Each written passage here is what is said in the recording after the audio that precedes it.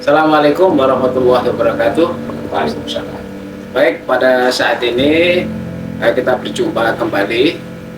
Kita akan mewawancarai beliau Bapak Dr. Andes Haji Mujono MA selaku Ketua IMUM KPHU Hajar Aswad yang beberapa hari yang lalu sudah kita wawancarai terkait dengan pengelolaan bimbingan manasik haji.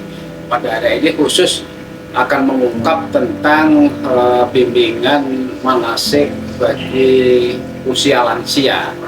Tidak dipungkiri bahwa jamaah haji khususnya ini karena antrian panjang, kemudian berdampak kepada termasuk usia bimbingan usia lansia, dan ini perlu diperhatikan karena selama ini bimbingan yang dilakukan oleh KPU dan Kemenak itu pada umumnya adalah universal, yang itu tidak atau kurang memperhatikan terhadap jamaah haji lansia. Salah satu KPIH yang sangat memperhatikan untuk bimbingan lansia ini adalah KPHU Hajar Aswad. Ya, karena itu pada saat ini kami mohon kepada Bapak Haji Mujono untuk memberikan beberapa hal terkait dengan strategi apa yang dilakukan oleh KPH Hajar Aswad di dalam memimpin jamaah haji lansia. Monggo Bapak Haji, kami persilahkan kira-kira strategi apa yang dilakukan oleh KPH selama ini. Terima kasih. Jadi mengingat mayoritas jamaah kita itu adalah usia lanjut, maka kita harus memperhatikan mereka. Tidak bisa kita generalisir, kita samakan saja. Memang secara umum kita adakan bimbingan secara umum, oke. Tetapi setelah itu nanti ada kita follow up terkait dengan perlakuan mereka terhadap mereka. Kita berikan treatment yang khusus sehingga agak spesifik memang itu. Tetapi sebelum itu kita harus bekali para pembimbing atau calon pembimbing, calon karom. Nah, ini harus kita sampaikan kepada mereka bahwa ikramul syuyuh atau harus kita anggap sebagai bentuk salah satu semacam perlakuan birrul walidain. Jadi kita harus yakin kita memperlakukan para kasepuan, para bini sepuh, jamaah yang berusia lanjut itu, mari kita perlakukan beliau-beliau itu sebagaimana halnya kita memperlakukan orang tua kita sendiri. Nah, itu berarti empati kita harus seperti itu. Tapi kalau hanya kita perlakukan secara umum, secara biasa, tentu kurang mengenal. Maaf, secara spesifik orang sepuh itu kan punya beberapa kekhasan. Misalnya daya dengar yang sudah mulai ada, bukan semuanya ya, ada yang sudah mulai agak menurun. Kemudian daya ingat, apalagi kan ada doa-doa yang kita usahakan mereka bisa hafal semua, sehingga kita berikan beberapa pengulangan dan harus sabar dalam membimbing mereka. Nah, kesabaran ini plus harus ekstra sabar dan orang sepuh. Kadang sesuatu yang sudah dijelaskan detail, sudah di teman yang udah paham, ada juga yang masih menanyakan, tidak apa-apa, kita jawab lagi dengan penuh kesabaran. Kita perlakukan mereka dengan sabar. Kemudian terkait dengan masalah skill, keterampilan yang terkait dengan amalan-amalan dalam kita melakukan haji, rangkaian manasikul hajj, itu juga harus detail dan kita berulang-ulang. Maka dalam melakukan praktek manasik kita juga mengulangi. Misalnya pertama praktek itu di tempat manasik kita di Nyonya Suharti, di belakang itu ada area kira-kira ya agak seluas separuh lapangan sepak bola lah gitu kira-kira. Itu kita praktek di situ. Kemudian kita setelah itu minggu berikutnya nanti praktek lagi di Pondok Pesantren Raudhatul Salam, sudah mengenakan pakaian ihram, kemudian tempatnya juga kira-kira 1,5 atau 2 kali lapangan sepak bola. Kemudian tahap 3 kita ulangi lagi, kita ajak kemarin kita ke Semarang ke Fatimah Az-Zahra itu. Kalau biasanya kita terkadang di Donohudan. Pengulangan-pengulangan seperti itulah yang yang kita maksudkan, sehingga bisa menjalankan kegiatan ibadah dengan baik, dan para pembimbing juga dengan telaten dan sabar mereka juga membimbing yang sepuh-sepuh. Kemudian juga pada saat kita ada event namanya dinamika kelompok. Dalam dinamika kelompok itu semacam outbound, sebetulnya outbound yang sederhana.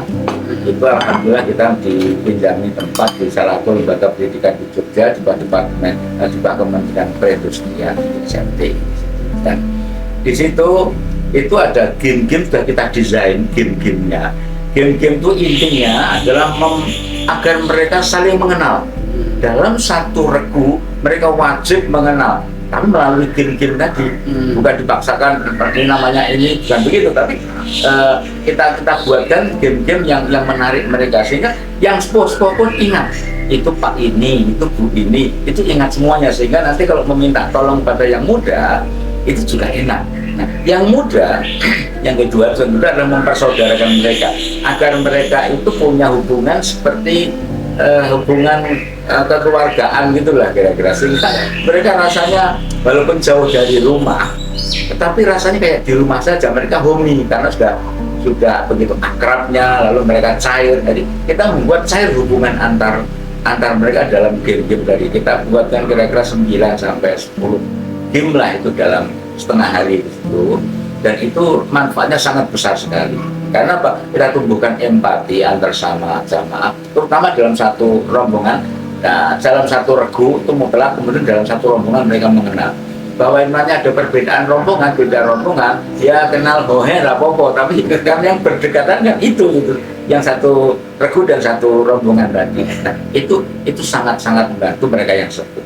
Maka dalam dinamika kelompok itulah saya tujukan agar mereka, kita proyeksikan agar mereka bisa memiliki rasa kesadaran diri bahwa iki sedulurku. Karena kalau sudah di tempat yang jauh itu, kalau ada apa-apa yang menolong bukan anak, bukan orang tua, bukan kakak, bukan adik, bukan famili, tapi siapa? Ya teman satu regu, teman satu rombongan itulah. Maka keakraban mereka, dan itu pun masih kita kuatkan setelah kita selesai manasik di Hajar Aswad. Itu kira-kira ya belasan kali lah, hampir 20-an kali pertemuan. Kita tambah lagi itu nanti pertemuan sampai di pertemuan perrombongan, sehingga mereka lebih dekat, lebih akrab lagi, dan mereka sudah tahu. Kemudian dari rumah ke rumah itu, kemudian nanti masuk sampai seminggu sebelum Ramadan, masuk satu Ramadan itu sudah mulai nanti mereka akan saling mengundang dalam satu regu tadi. Secara bergilir ya? Iya bergilir, satu regu mengundang yang rumahku, soal yang rumahku. Boleh juga sih mengundang, katakanlah kalau satu rombongan itu di masjid boleh. Tapi kalau untuk yang satu regu, insya Allah cukup rumah mereka tamuan hanya orang satu regu saja, insya Allah masih cukup lah. Meskipun kurus ini kurang, ya nganggo kloso kasarannya gitulah kira-kira, sehingga itu semakin dekat mereka hubungan mereka. Mereka bukan hanya kenal antar mereka, tapi kenal dengan keluarganya. Bahkan mereka saling menyimpan nomor HP dari keluarganya, sehingga kalau ada apa-apa informasi lebih cepat langsung kepada mereka. Dan mereka yang ingin tahu kondisi ibunya nanya kepada teman satu regunya ibunya tadi atau ayahnya tadi, sehingga yang kan para putra yang di tanah air itu kalau misalnya ada orang tua yang sudah sepuh pindah haji kan penuh kekhawatiran juga diliputi terkadang, tapi dengan adanya nomor kontak dari teman ibunya tadi, apa teman neneknya atau kakeknya, itu bisa langsung menanyakan kondisinya, sehingga bisa lebih mudah komunikasi.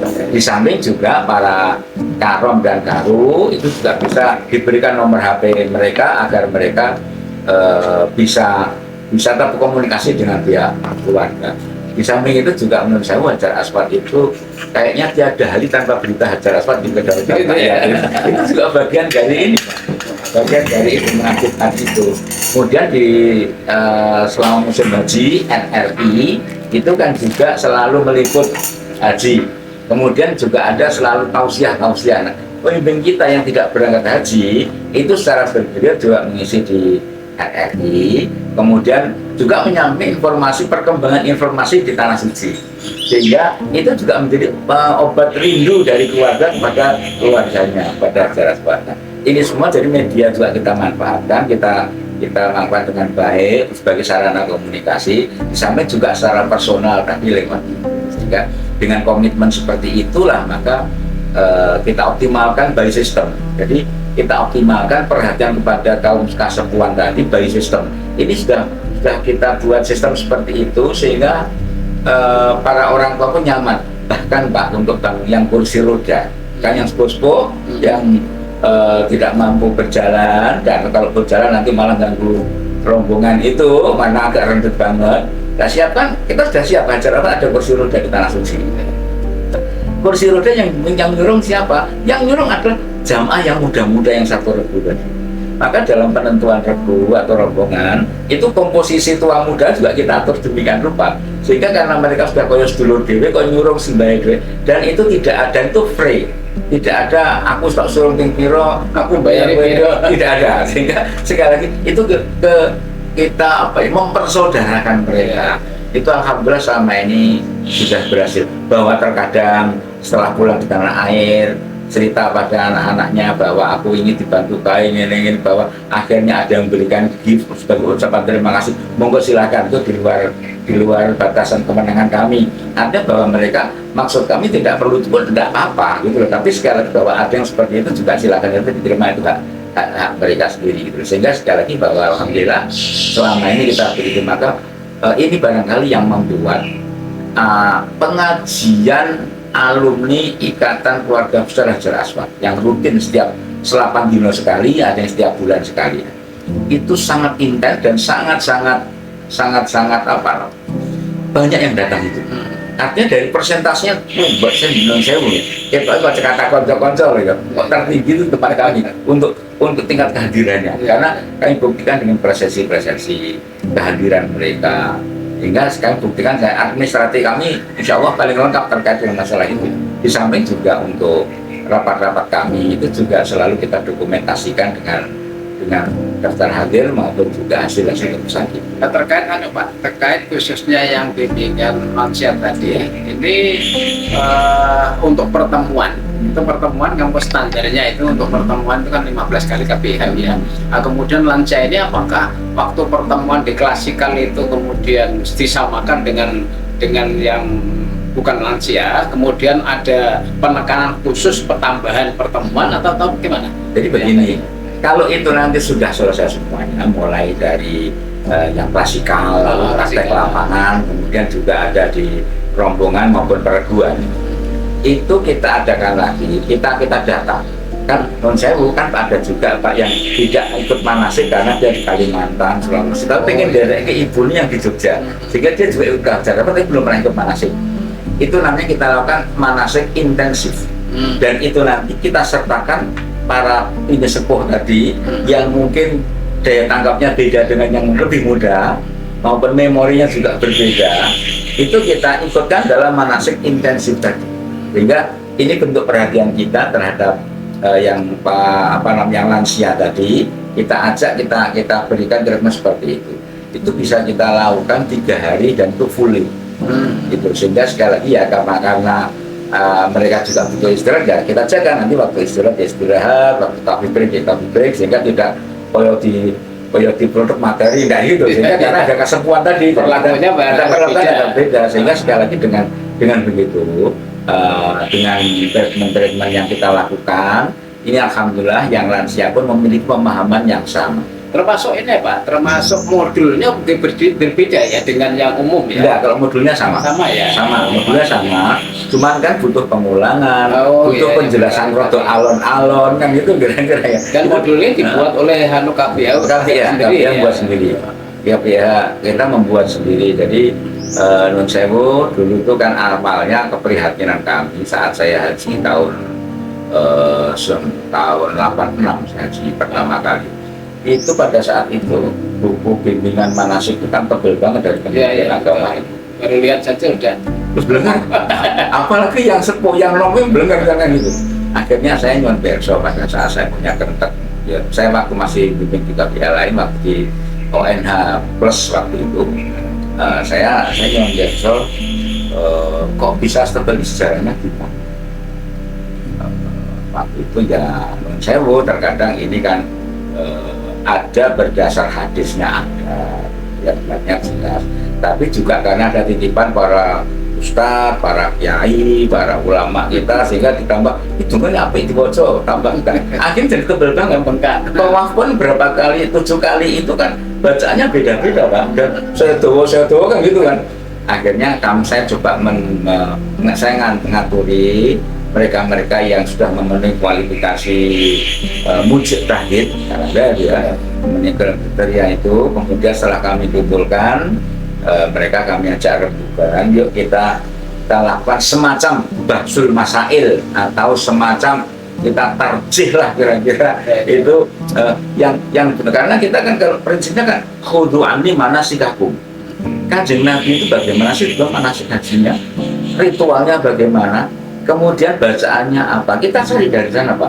Yang dasarnya kuat, nah hanya itu yang kita pakai. Karena apa? Itu kita ambil dari yang punya dasar yang kuat, yang hadis-hadis yang sahih, yang nggak kecampuran maudhu, nggak kecampuran yang kira-kira agak yang kurang mutawatir, itu tidak kita abaikan.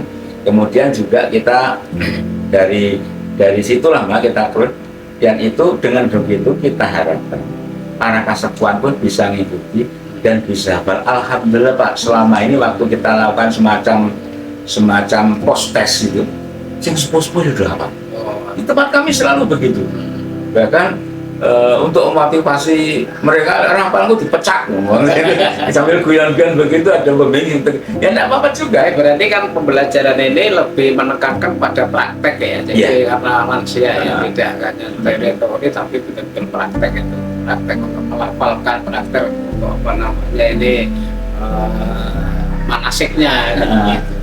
Dan itu dalam pertemuan rombongan maupun perempuan itu memperdalam itu banyak memperdalam, sehingga betul-betul hafal betul dengan asumsi.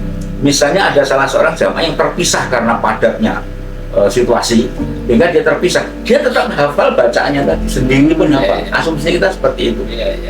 Ada treatment lain Pak untuk kasupan saat pelaksanaan di tanah suci. Kami selalu membuat, kalau mau tawaf itu selalu kita bariskan 4-4 dengan asumsi yang sepuh, pria sepuh maupun yang wanita sepuh atau muda itu di tengah. Yang muda ya orang muda, agak muda gitu kan kira-kira, yang fisiknya masih sehat betul itu di kanan dan kiri di pinggir. Kemudian karena biasanya kalau kita satu rombongan berangkat terjel orang mau masuk ke dekat Ka'bah atau keluar dari Ka'bah itu kan terputus biasanya. Maka yang pinggir-pinggir yang kuat-kuat tadi, yang paling kanan tangannya memegang pundak yang depan, yang sebelah kiri juga pakai tangan kiri memegang dengan kuatnya untuk melindungi yang ibu-ibu dan yang sepuh-sepuh, kakung yang sepuh tadi.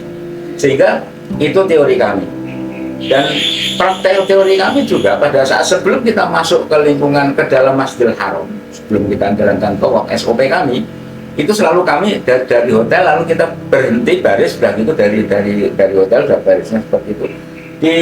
Kita berhenti dekat tempat wudhu. Kalau sudah di situ kita tarik. Yang sudah merasa batal, monggo silahkan kalau akan wudhu. Karena saya yang sepuh-sepuh terkadang, apalagi sebagian ibu-ibu terkadang yang rumangsa ayu dhewe kaya selebritis sok ngentut kata ora wangun gitu lah kira-kira ya. Nah, itu jujur, kita minta jujur, silakan. Karena kesampean kok ora sah tawaf sampean. Ora sah tawaf sampean, nah itu tawaf yang terkait dengan hajimu ya ora sah.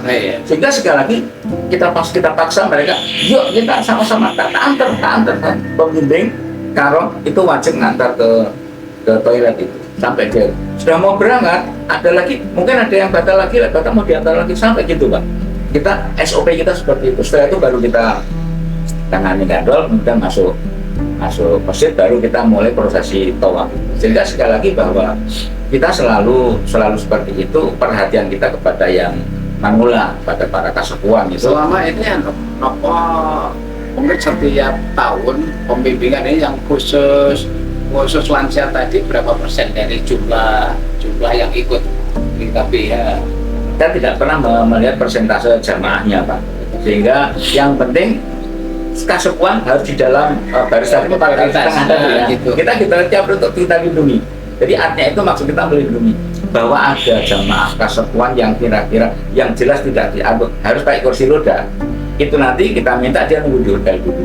Selesai ini kita boleh wayah, boleh waktu sing kira-kira rada selot, dan kita ajak nanti pakai kursi roda dorong yang muda-muda tadi. Bukannya satu orang yang dorong, Pak. Beberapa orang itu jadi reserve untuk mereka berlomba-lomba. Mereka bahkan saya ikut ngantar, nanti saya juga ikut mau dorong. Itu 5 orang, kadang 6 orang, 7 orang itu ikut bersama yang sebenarnya tidak merasa kesepian. Apakah satu orang atau 2 orang yang sepuh banget dan dia ada gangguan kesehatan, selalu kita dorong seperti itu. Rata-rata jumlahnya pinten Pak jamaah untuk setiap kalian tahun itu mau berangkat itu yang ikut bimbingan di KPI Kajar? Kita biasanya di atas 200, tapi kemarin pas waktu apa namanya waktu COVID itu di bawah 200, hanya 190 gitu lah kira-kira. Kita diperkirakan rumahnya 200 yang normal ya, 200 ya. Ada nggak kira-kira 60% atau 50% dari lansia? Nggak mesti, Pak. Nggak mesti. Terkadang di atas 50%, kadang ya 50% lebih sedikit gitu lah. Kalau di bawah 50% kayaknya nggak pernah. Oh gitu. Itu selalu 50-60 ya. Sekitar itu. Nah, itu berarti kan ada pembimbing yang satu orang bimbing berapa orang atau dampingi barangkali? Nggak ada. Khusus. Nggak ada. Pembimbing itu hanya berdasarkan satu rombongan satu pembimbing. Oh gitu, satu rumah. Ya kalau lebih dari itu kita nggak mau, apalagi kondisi sekarang berangkatkan pemimpin itu bayar piro dengan sekarang ini kan gitu. Iya, kalau berangkat sana, tapi kalau pemimpinnya di tanah air. Oh, di tanah air kita bareng-bareng tanya Pak.